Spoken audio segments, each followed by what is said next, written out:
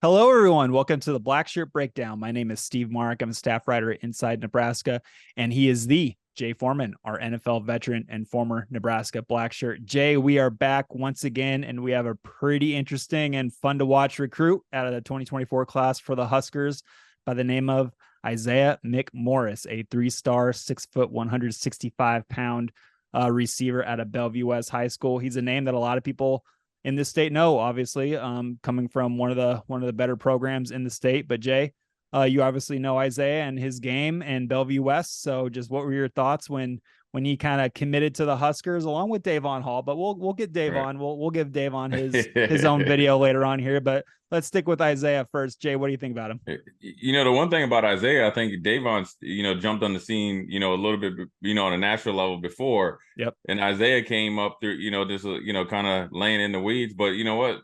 Isaiah McMorris is a winner. Okay. He went to Miller North that was on those great teams in one state, and he's on Bellevue West in one state in basketball. And he's taken that type of mentality to the football field. But what you see with him, one, he's a phenomenal athlete to be able to play both sports at an all-state level. And for him, he's well built. He's a legit 6 foot, 190 pounds, 85, 90 pounds, well built, solid, tough, quick in and out of his breaks. He's a hand catcher. And then when he body catches, it's not a true body catch. He body snatches it, right? So essentially he snatches the ball, gets it to where it needs to be, and then gets it into the right hand so he doesn't get the ball taken away from him. And I like his route running ability, and I like it obviously when you have a Power 5 quarterback in Kalen, he's able to fit the ball in certain places that normal quarterbacks in the state of Nebraska can't. But when you see him when he runs some 7 cuts and he runs some skinny posts and stuff like that, it's right into Nebraska's offense, and that's why he's so easily recruited at such a high level. Yeah, he's a 3-star right now, but I think when he gets on campus and after his senior year, he's going to ascend up the rankings. And so Nebraska did a great job of not only getting him, but Hall, but we're talking about McMorris, where you're getting a dual threat type of athlete that he could play a little bit of that Tyreek Hill role where you're giving on some jet sweeps and make guys miss and be explosive that way. He's explosive in the short area, so that's obviously a big staple in the Marcus Satterfield offense.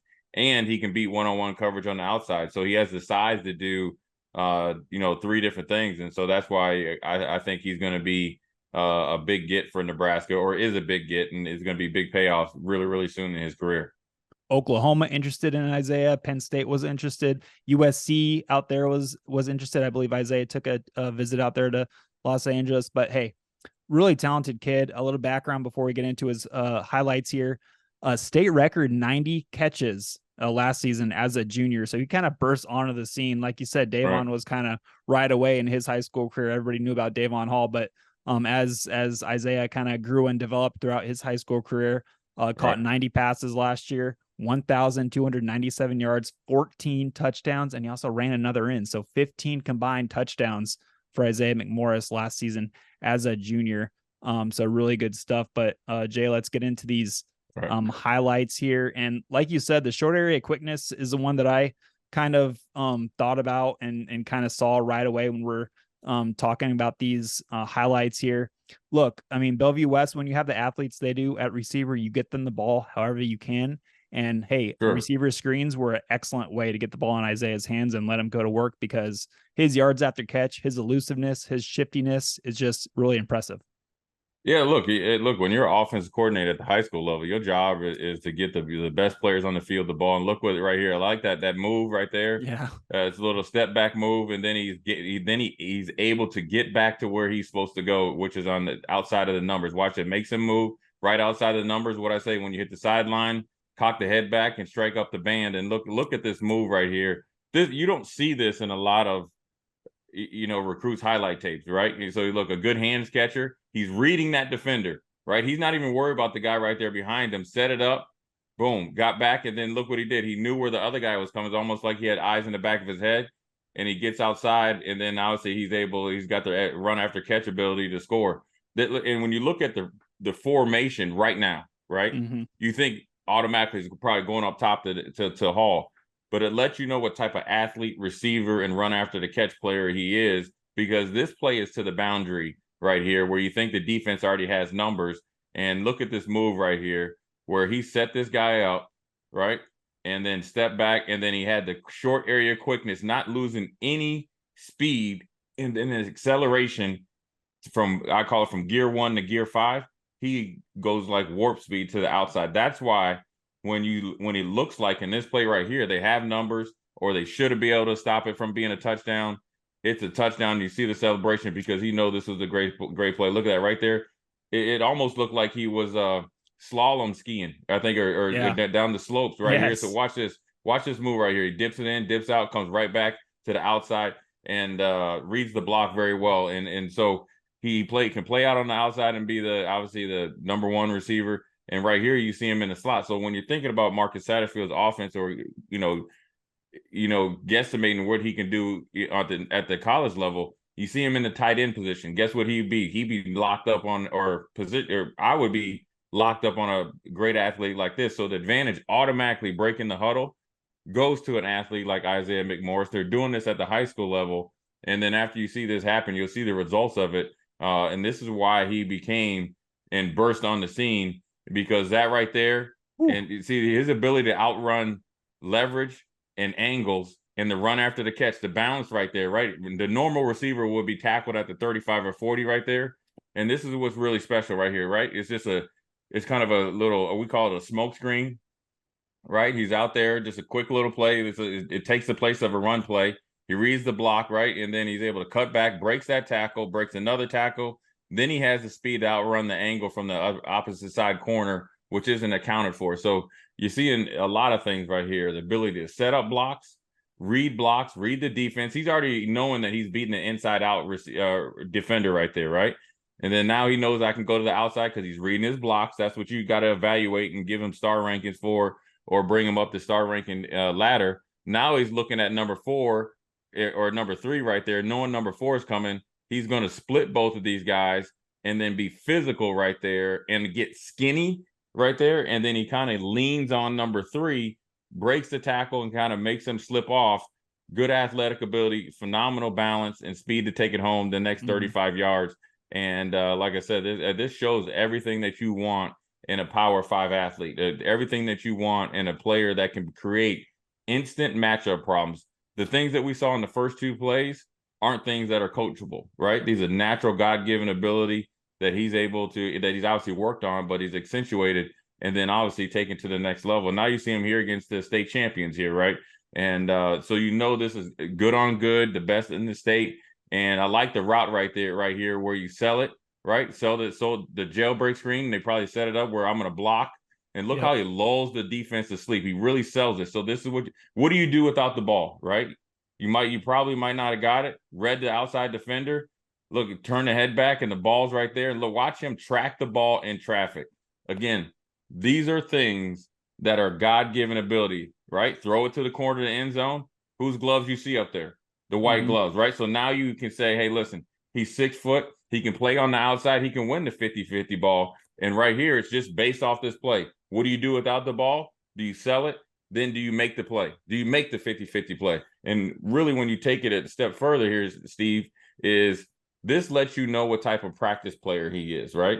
So what happens is when the 50-50 balls generally tell you and show you what type of practice player he is. Is he full speed practicing like it's a game? You get this type of result. If you kind of are a little bit on the lower end of 50-50 balls, whether you're a defender or offensive guy, you don't make these plays. But look how he's able to raise up, time his jump, and not give the corner a chance to make that play. And there's a unique art that I learned from Randy Moss is you're tracking the ball. The corner's generally either looking at the quarterback or reading your eyes. If you can jump and time it at the very last moment, you don't have to jump as high as you need to. And that's what he's doing right there. And you see his white gloves. So, right, the defender has the black gloves on, the black uniform. You see the white gloves raise up, and he mossed them right here. If you want to get into talking about a Hall of Famer, you see this right here. Look at those white gloves. See, that's right there, next level execution right there. And that's why Nebraska is, I know he's ranked as a 3-star, but he's definitely a 4-star recruit coming in on campus. And Nebraska and Coach Rhule and Satterfield definitely need to be excited. I'm glad you mentioned the body control with Isaiah, because this is going to be another one. We saw it in that previous play in the back of the end zone, but this one too. Obviously, like you said, the position versatility, he can line up all over the place. He can line up in the slot. He can line up on the outside, on the line of scrimmage. And then right here, obviously, you just see him get up. I don't want to have our faces right there, but yeah, you can see him get up, high point the ball. And then, like you always like to say, he's a hands catcher. I just love that Right. about Isaiah. He doesn't let the ball get into his chest. He stops it right in front of his eyes. And obviously, this is just a really good, really good pitch and catch here. Yeah, when you see him right here, is what he's doing is he's selling the route, lulled the defender to sleep. It's actually pretty good coverage by the corner, right? But what did Yeah. he do? He used what he actually did on or does on the basketball court, box him out, and then guess what I'm gonna do? I'm gonna raise up over you and be a hands catcher, and he's a snatcher too, right? So what I mean is when he catches it, he snatches it into his body, and that's what I meant by when I said he's a body catcher, but he's a body snatcher. Look how he gets up here, right here, high points the ball. Phenomenal athlete and body control. Look at him right there. That's a highlight tape. And Yeah. if you could get a still shot, then you see how he snatches it into his body. So therefore, when he goes to the ground, the ground can't cause a fumble, and there's no discrepancies whether he caught it or not. And look how he lulls him to sleep. Sold the nine route, kind of a skinny post. The ball's supposed to go right there on the inside of the number. And look what he did. He boxed him out, right? A la kind of Tony Gonzalez. High points the ball, phenomenal body control. Comes down with a 50-50 catch. Again, we're looking at the result here of hours and reps of being a phenomenal practice player. That means all the coaches and the players are getting superior confidence in him to make these plays, and you can and tell the quarterback to throw these types of routes because they've seen it over and over and over in practice, and now you're seeing the results of it in his highlight tape. Yeah, this is just a really good stuff here. And Jay, when you talked about all the different things that Isaiah could do, he could be in the backfield. He can be on sent in motion, grab a handoff, do all those types of things that Marcus Satterfield is big on the positionless offense. And that's just another recruit. So this staff is really, they have an idea of what they want to be on offense, and they're going after kids who they think can help them achieve that. So just really good stuff. But one thing before we get out of here, Jay, obviously we're talking about receivers, and Isaiah is not going to be here. He's got a whole season ahead of him. But let's talk about the current Husker receiver room right now. We know Xavier Betts not with the program anymore. And Marcus Washington, he's the leading returning receiver. He's not practicing yet because of the broken bone in the hand, and he's also kind of nursing a leg injury also. What do you see from the freshmen, the scholarship freshmen that are coming in? They're trying to pick up Satterfield's offense as quickly as they can. Minnesota is coming up quick here.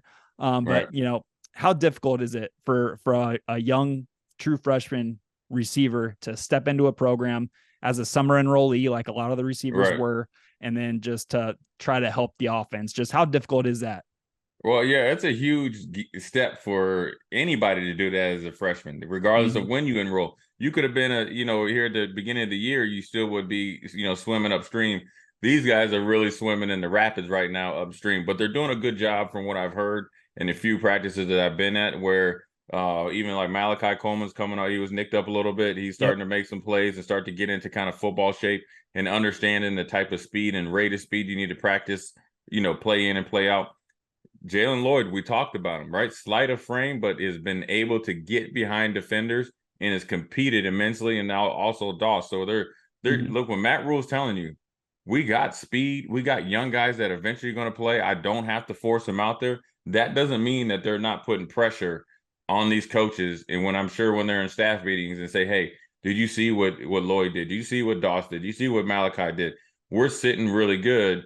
Now the older guys have to start to get back healthy and get that continuity. And we're talking about Billy Kemp. We're talking about Washington, IGC. You get those three, you have three different body types and three different things they can do.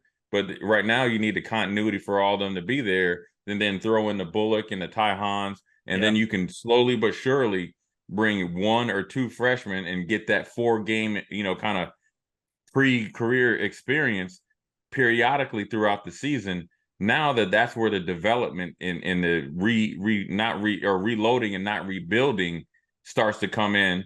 Then you got McMorris and Hall coming in. So there's always guys coming up the pipe. You have to do it strategically, but you need guys to be healthy. So I think the freshmen have showed well. I think they all can run. They're all phenomenal athletes. They're all competitors. They're all good kids. They've all kind of came in and showed that they belong. And the one thing I will say this is none of the freshmen stick out like, man, he doesn't belong here. They all, you can't really tell the difference because they know how to practice. They know how to be coached. They're just in it. They're part of the team. And so I think that's a really good, job by the coaching staff and the recruiting staff to look for kids that can fit in and come in and compete at the, obviously Power 5 level at the University of Nebraska. And one more thing about Isaiah McMorris. We're doing this Blackshirt Breakdown and they start to look at this highlight tape. My man can do anything on the football field that he puts his mind to it. So he can play outside to the field, outside, the boundary. He can play the true slot. He can play in the kind of tight end position. We know he can run the reverses and the smoke screens and the short area stuff. But his run after catch ability and his toughness and ability to set up and read blocks. Don't be surprised if you don't see him back there returning punts and kicks. That's how he can affect the game as a true freshman if he really embraces it, right? Because it's easier. You don't have to worry about the rolling coverages and the checks. You just got one or two options to go, and he's built for it, right? He has the mentality for it to catch those balls in traffic and to run those type of smoke screens and run after catch and dodge guys. That's punt return right there. That's punt return, yeah. Yeah. So when you're looking at it, yeah, everybody's, you look 90 catches, state record. He's probably going to try to break that again. But when you think about it, to get, the most bang for your buck out of him, and plus he's coming from a more sophisticated offensive system, which should allow him to make an easier transition. I think Nebraska coaches are sitting back and are going to be very, very happy with what they get in McMorris. And one thing that I think Isaiah might look at and get excited about is what Ethan Nation is showing, the true freshman corner. The coaching staff is giving Ethan Nation every opportunity to win that punt returner job. Now, it might go to Billy Kemp just because he's been doing it forever at Virginia, but we were at practice, the open practice portion on earlier this Tuesday, I believe, and Ethan Nation was out there along with the Billy Kemp and Alex Bullock catching punts and returning them. So that should excite somebody like Isaiah McMorris, who wants to get on the field as fast. Everybody wants to get on the field as fast as they can early in their careers. So that's good stuff. But Jay, excellent stuff as always. It was really fun to break down the highlights of Isaiah McMorris, a 3-star receiver at a Bellevue West high school. So for Jay Foreman, I am Steve Marik, and that was the Blackshirt Breakdown Isaiah McMorris edition. We'll catch y'all later.